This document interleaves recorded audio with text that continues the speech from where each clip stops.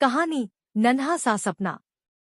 एक खूबसूरत गांव था जहां पहाड़ों की गोद में हरे भरे खेत और एक शांत नदी बहती थी।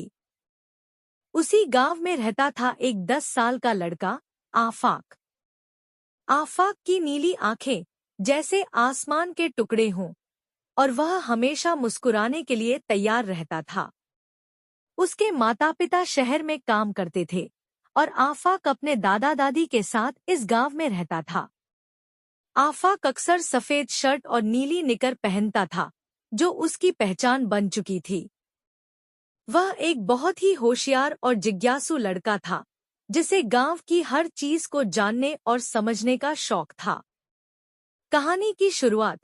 एक दिन आफाक अपने दादा के साथ नदी के किनारे बैठा हुआ था। दादा ने उसे पुराने समय की कहानी सुनाई कि इस गांव में एक जादुई पेड़ हुआ करता था, जिस पर अगर कोई सच्चे दिल से दुआ मांगे तो वह पूरी हो जाती थी।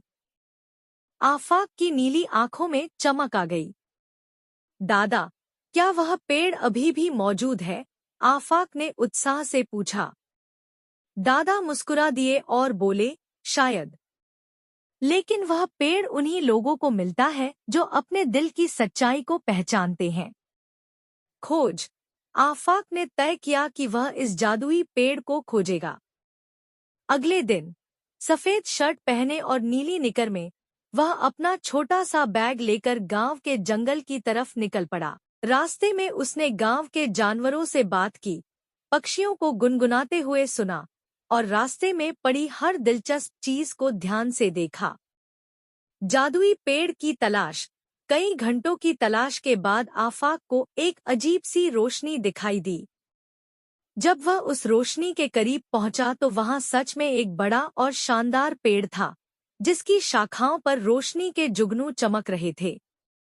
आफाक ने पेड़ के नीचे बैठकर दुआ की, मैं चाहता हूँ कि मेरे दादा दादी हमेशा खुश रहें और गांव के सभी लोग भी। चमत्कार।